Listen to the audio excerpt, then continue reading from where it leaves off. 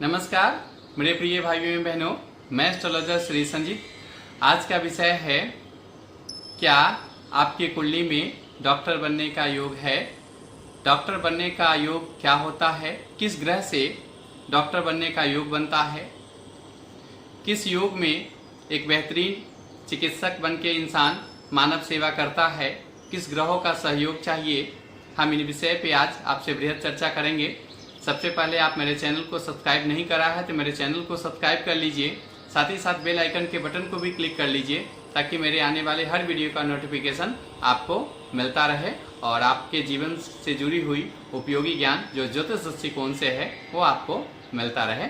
धन्यवाद। हम अपने विषय पे चर्चा को आगे बढ़ा रहे हैं। जो पेरेंट्स अपने बच्चे को डॉक्टर बनाना चाहते हैं उनके सामने भी दुविधा रहती है। 12वीं पास करने के बाद ही दुविधा हो जाती है कि क्या बच्चे को डॉक्टर के फील्ड में भेजा जाए या उन्हें इंजीनियरिंग फील्ड में भेजा जाए। उनकी काफ़ी दुविधा होती है। बहुत लोग डॉक्टर बनाना चाहते हैं, बच्चे की रुचि नहीं होती है। बहुत जगह बच्चे की रुचि होती है तो पेरेंट्स नहीं चाहते। ऐसी स्थिति उत्पन्न होती है। तो बहुत हद तक आज हम कोशिश करेंगे इस दुविधा को दूर किया जाए। एक चिकित्सक बनने के लिए सबसे महत्वपूर्ण होता है किसी भी बालक के या बालिका के कुंडली में सूर्य और मंगल का अनुकूल होना, शुभ होना, केंद्र में होना बहुत ज़्यादा जरूरी है। साथ ही साथ बृहस्पति का भी शुभ स्थिति में होना, केंद्र में होना या त्रिकोण में होना बहुत ज़्यादा जरूरी है। सूर्य आत्मबल देता है, साहस शौर्य देता है, निरोग जीवन प्रदान करता है। मंगल साहस देता है, आत्मबल देता है, ब्लड से जुड़ी हुई कार्य करने में उन्हें विशेष शक्ति, आत्मबल और त्वरित निर्णय लेने की क्षमता प्रदान करता है। सर्जरी करने की दक्षता और क्षमता प्रदान करता है। वो डरता नहीं है, वो घबराता नहीं है, वो विचलित नहीं होता है। सूर्य आत्मबल प्रदान करता है, एक विशेष दैवीय शक्ति प्रदान करता है जिसके बदौलत वो मानव के कष्ट को दूर करने में सक्षम होते हैं। बृहस्पति एक विशिष्ट ज्ञान देता है जो मानव की कल्याण और रक्षा के लिए उपयोगी होता है। धीरज, धैर्य और साहस प्रदान करता है। इन 3 ग्रहों का बहुत महत्वपूर्ण योगदान होता है एक बच्चे का डॉक्टर बनने में, एक बालक बालिका का एक चिकित्सक बनने में। इन ग्रहों का बहुत महत्वपूर्ण योगदान होता है। MBBS की डिग्री कंप्लीट करने के बाद बच्चे स्पेशलाइजेशन लेना चाहते हैं। उसमें सबकी अलग अलग रुचि होती है। तो 9 ग्रह का योगदान है, 9 ग्रह का योगदान है, लेकिन विशेष ग्रह होता है जो स्पेशलाइजेशन में उनकी महत्ता बहुत बढ़ जाती है। उनके योगदान से उस क्षेत्र में स्पेशलाइजेशन होता है। सामान्यतः देखा गया है मनोचिकित्सक के लिए चंद्रमा का मजबूत होना बहुत ज़्यादा जरूरी है। न्यूरो से रिलेटेड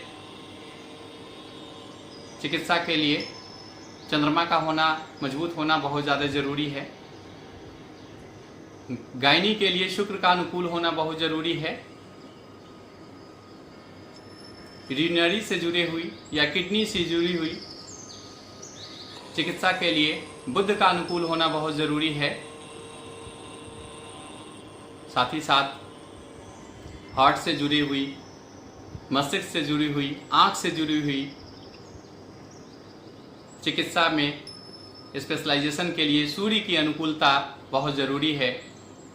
सर्जरी के लिए मंगल का अनुकूल होना बहुत ज़रूरी है। Life style disease, auto immune disease में बृहस्पति की अनुकूलता बहुत ज़रूरी है। बोन, नस नाड़ी से जुड़ी हुई, तंत्रिका तंत्र से जुड़ी हुई चिकित्सा के लिए शनि की अनुकूलता बहुत ज़रूरी है। साथ ही साथ अज्ञात बीमारी, बैक्टीरिया, वायरस,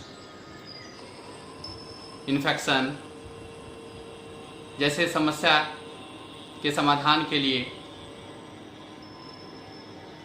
राहु केतु का सपोर्ट, सहयोग, अनुकूलता बहुत ज़रूरी है। तो एक बेहतरीन चिकित्सक बनने के लिए नवग्रह का योगदान है, लेकिन विशेष रूप से सूर्य, मंगल, बृहस्पति का अनुकूल होना बहुत ज़्यादा जरूरी है। फिर चिकित्सा के क्षेत्र में जब आप स्पेशलाइजेशन आपको मिलता है, उसमें खास ग्रह जो आपके अनुकूल है उस क्षेत्र में आपको स्पेशलाइजेशन मिलता है और उसमें आप बहुत विशिष्ट करने में सक्षम होते हैं। आप एक बेहतरीन चिकित्सक बनते हैं और मानव कल्याण और परमार्थ करते हैं। तो सबसे महत्वपूर्ण है सूर्य, मंगल, बृहस्पति की अनुकूलता, रोचक महायोग का होना, केंद्र या त्रिकोण में सूर्य, मंगल, बृहस्पति का होना बहुत ज़्यादा जरूरी है।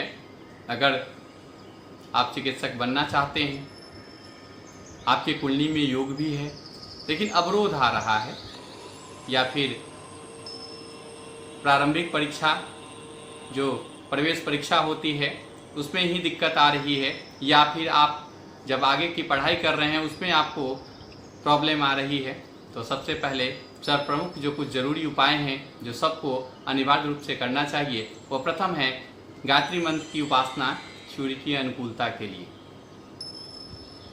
दूसरा, महामृत्युंजय मंत्र की जाप अनिवार्य रूप से अपने रूटीन में शामिल करें।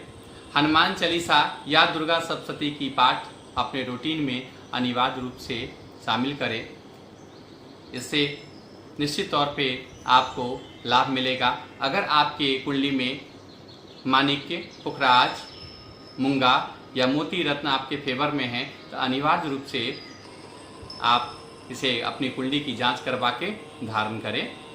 अगर आपके कुंडली में नीलम, पन्ना, डायमंड है तो आप अपनी कुंडली की जांच करवा के इन रत्नों को धारण करें। निश्चित तौर पे आपको इसका लाभ देखने को मिलेगा। तो इन उपायों को कर बहुत हद तक आप अपने चिकित्सा के क्षेत्र में एक अच्छे चिकित्सक बनने में जो अवरोध आ रही है, विघ्न बाधा आ रही है, तो उसमें ये मददगार साबित होगा। अगर आपके कुंडली में एक बेहतरीन चिकित्सक बनने का योग है तो ये उपाय निश्चित तौर पे आपके लिए लाभकारी होगा। अगर आपकी कुंडली में चिकित्सक बनने का योग है तो निश्चित तौर पे आप उस दिशा में आप आगे बढ़िए और इन उपायों को करिए ताकि आपको विघ्न बाधा अवरोध की सामना न करना पड़े और एक बेहतरीन चिकित्सक बन के मानव कल्याण, परमार्थ और सेवा कर सके। धन्यवाद, नमस्कार। हम जल्दी ही नए वीडियो के साथ मिलेंगे एक नए टॉपिक पे। धन्यवाद। अगर वीडियो आपको अच्छी लगी तो लाइक करिए, सब्सक्राइब करिए और शेयर करना न भूलिए। धन्यवाद।